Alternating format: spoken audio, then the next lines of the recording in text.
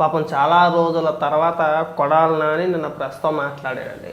బిక్కు బిక్కుమంటూ భయపడుతూ మాట్లాడలేక గట్టిగా మాట్లాడితే ఎక్కడ ఏమంటారో అని చెప్పేసి భయపడుతూ ఏమని మాట్లాడుతున్నాడు అంటే, ఇప్పుడు జగన్మోహన్ రెడ్డికి భజన చేయడం స్టార్ట్ చేశాడండి.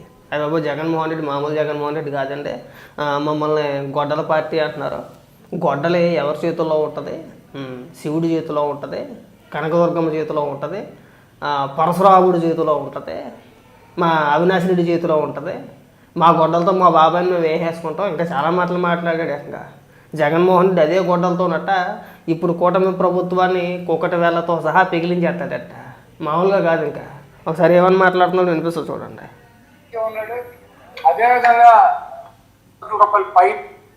మేమిద్దరం జాతకాన్ని వల్ల మాకేమి సంపద సృష్టించలేదు. మేము ఒక్కొక్కరిని సృష్టించాం. మీరు నలుగురిని, ఐదుగురిని, 10 మందిని మీరు సృష్టించుకోమని చెప్పి మనకి చంద్రబాబు నాయుడు కథలు చెబుతున్నటువంటి పరిస్థితి ఉంది. అదేవిధంగా జగన్మోహన్ రెడ్డి గారిని మా పార్టీని గొడ్డల పార్టీ అని చెప్పి చంద్రబాబు, లోకేష్, తెలుగుదేశం పార్టీలో ఉన్నటువంటి ప్రతి వాళ్ళతోనూ ఆయన ఎల్లో మీడియాతో మాట్లాడిస్తున్నాడు. అవును, జగన్మోహన్ రెడ్డి గారు ఆయన పార్టీ డెఫినెట్ గా తెలుగుదేశం పార్టీ గొడ్డల పార్టీ లాగా కనబడుతుంది. అది గొడ్డలు మామూలు గొడ్డలు కాదు, పరశురాముడి గొడ్డలే. గతంలో మనం చూసిన చరిత్ర, గొడ్డలు ఎవరి దగ్గర ఉండేది? శివుడి దగ్గర ఉండేది. శివుడి చేతులు ఇప్పుడు కూడా ఉంటది. ప్రతి మన శివుడికి ఇప్పుడు కొంపతీసి జగన్మోహన్ రెడ్డిని శివుడు అంటావేమో, చెప్పులతో కొట్టేస్తారు. ఆ ప్రయత్నాలు ఏం చేయమాక. నువ్వు హిందూ దేవుళ్ళతో జగన్మోహన్ రెడ్డిని పోల్చొద్దు. జగన్మోహన్ రెడ్డి శివుడు కాదు, లేదంటే ఇంకోటి కాదు. వద్దు, అనవసరంగా మా మతాల్లో లేదంటే మా దేవుళ్ళను కించపరచొద్దు. జగన్మోహన్ రెడ్డి లాంటి నీచుని మా దేవుళ్ళతో పోల్చొద్దు. నీకు మళ్ళీ మేము చెప్పం. మేము శివుడి చేతిలో గొడ్డలు ఉంది, జగన్మోహన్ రెడ్డి చేతిలో గొడ్డలు ఉంది. ఇప్పుడు జగన్మోహన్ రెడ్డి శివుడు అయిపోతాడు. ఆ చెప్పులతో కొట్టేస్తారా? నువ్వు అతి మాటలు అతి పేలాపిన పేలేవనుకో, చెప్పులు రూపాయి కొడాలని తెలుస్తుంది. శివుడి చేతిలో ఒక చేతిలో గొడ్డలు ఉంటది, 2 దుర్గామాత చేతిలో గొడ్డలు ఉంటుంది, 3 విఘ్నేశ్వరుడి చేతిలో గొడ్డలు ఉంటుంది. ఆ గొడ్డల్ని తపస్సు చేస్తే పరశురాముడికి ఇచ్చారు. ఆ పరశురాముడికి తపస్సు చేస్తే అవినాష్ రెడ్డికి ఇచ్చారు. అంతేనా? పనికి మన సొల్లు డైలాగ్ చెప్పమాక. ఆ పరశురాముడు ఆ గొడ్డలతో ఆ రోజు ఉన్నటువంటి రాజుల్ని, చంద్రబాబు లాగా మతం ఎక్కి ఒళ్ళు బలిసి ప్రజలను హింసించేటువంటి రాజుల్ని తెగనరికాడు. 21 సార్లు భూమి చుట్టూ తిరిగి. నువ్వు చరిత్ర అందరికీ తెలుసు. పనికి మన పత్యాపారం డైలాగులు కొట్ట నాకు. ఆ పరశురాముడి చరిత్ర మాకు కూడా తెలుసు. నువ్వు చెప్పుకొచ్చినట్టుగా ఆ 21 సార్లు భూమండలం అంతా తిరిగి రాజుల్ని ఎందుకు చంపాల్సి వచ్చింది? తన తండ్రి గారిని చంపినందుకు కదా. తన తండ్రి గారిని చంపినందుకు తన తల్లి బాధ చూడలేక, వాళ్ళ అమ్మగారు బాధపడుతుంటే చూడలేక, నా తల్లిని బాధ పెడతారా? మా అమ్మ 21 మార్లు గుండెలు బాదుకుంటూ నన్ను పిలిచింది. అందుకని చెప్పేసి 21 మార్లు ఈ భూమండలం అంతా తిరిగి ఈ భూమండలం పైన ఒక్క క్షత్రియుడు అంటూ అంటే ఉండకుండా చేయాలన్న ఉద్దేశంతో ఆయన చేసేది అదొక స్టోరీ, పెద్ద చరిత్ర అది. దాన్ని మేమేం తప్పు పట్టట్లేదు. కానీ జగన్మోహన్ రెడ్డి ఏం చేశాడు? మా తండ్రి గారిని చంపేశారు. మా తండ్రి గారి చావుకి గల కారణం ప్రముఖ సంస్థ, ఒక వ్యాపార సంస్థ, అగో పలానా వ్యక్తులు వాళ్ళ షాపింగ్ మాల్స్ పైన, వాళ్ళ స్టోర్ల పైన దాడులు కూడా చేశారు. చివరికి జగన్మోహన్ రెడ్డి అధికారంలోకి వచ్చినంత ఏం చేశాడు? ఎవరైతే చంపేశారు, ఎవరిపైన అయితే ఆరోపణలు చేశాడో వాళ్ళకి సంబంధించిన వ్యక్తికి జగన్మోహన్ రెడ్డి రాజ్యసభ ఎంపీ ఇచ్చాడు. పరశురాముడికి జగన్మోహన్ రెడ్డికి చాలా వ్యత్యాసం ఉంది. నువ్వు అలాంటి పోలికలు వద్దు. అక్కడ పరశురాముడు తన తల్లి బాధ చూడలేక అంతమంది చేశాడు. మా నాన్న తల్లిని చెల్లిని బయటికి గంటేసాడు. పైగా మీరు పరశురాముడితో పోలికలు, ఈ పిచ్చి పిచ్చి పోలికలు వద్దంటే కొడాలనిదా? పరశురాముడు ఈ రోజు 29లో చంద్రబాబు నాయుడు తుప్పు గొడ్డలు మాకు అవసరంలా. ఈ రోజు చంద్రబాబు నాయుడు గొడ్డలతో సంబంధం లేకుండా ఈ రాష్ట్ర ప్రజలు 2029లో పరశురాముడి గొడ్డలు జగన్మోహన్ రెడ్డి గారికి అందించబోతున్నారు. మీరు ఒకటి గుర్తు పెట్టుకోండి, ఆ గొడ్డలతో మీ పార్టీని, మీ అవినీతి సామ్రాజ్యాన్ని, మీ రాజకీయ జీవితాలని తెగనరికి భూమిలో పరశురాముడి లాగా పాతి పెడతాడు.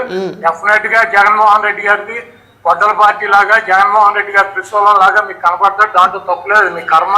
మీరు చేసినటువంటి పాపాలకి, మీరు చేస్తున్నటువంటి అబద్ధాలకి, మీరు చేస్తున్నటువంటి చెప్పు కానీ ఆ పాపాలు చేసినందుకు మీకు 11 ఇచ్చి మూలలో కూర్చోబెట్టారు. అయినా సిగ్గులేదు, ఆయన నాకు తెలియకడతాను కూడా అని.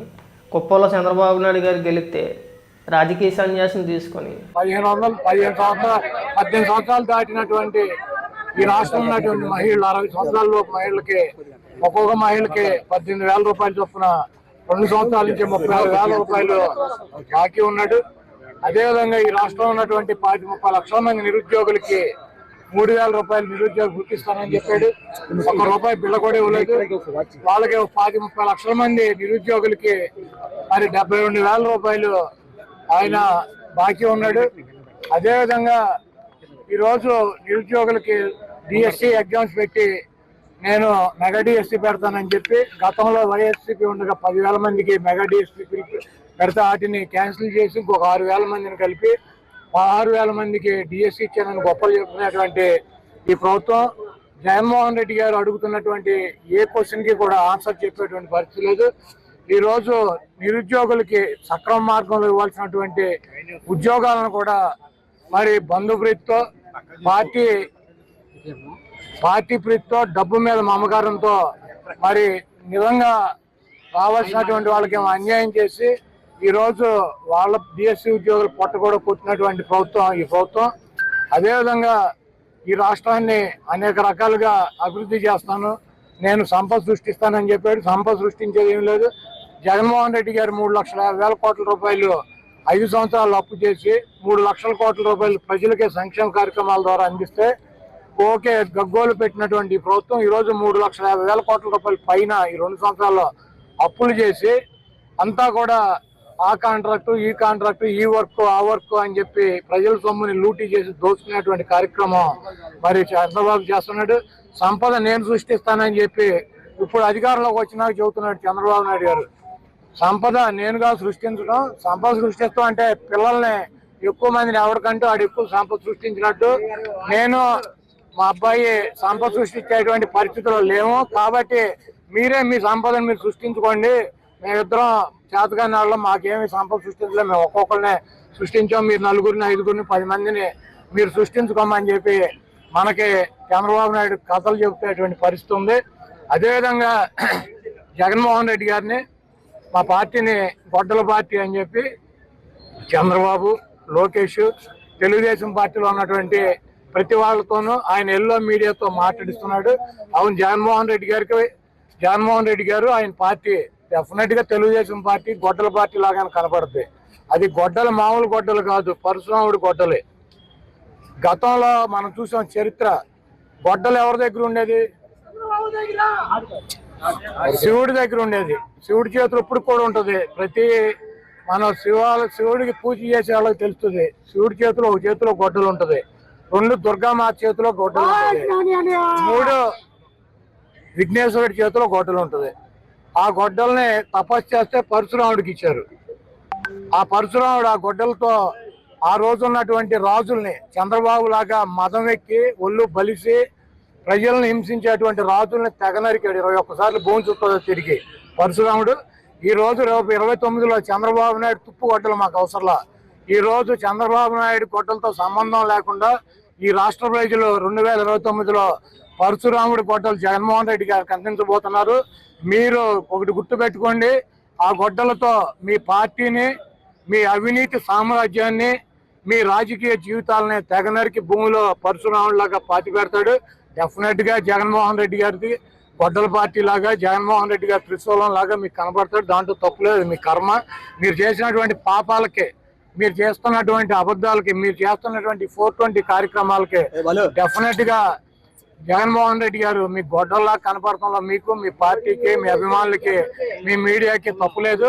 అది పరశురాముడి గొడ్డలు. తప్పకుండా ఆ పరశురాముడి గొడ్డలి 2029లో ప్రజలు జగన్మోహన్ రెడ్డి గారు చేతికిస్తారు. ఆ ప్రజలు ఇచ్చినటువంటి గొడ్డలతో మీ అవినీతి సామ్రాజ్యాన్ని పోకటి వెళ్తుందా పగలిస్తారు.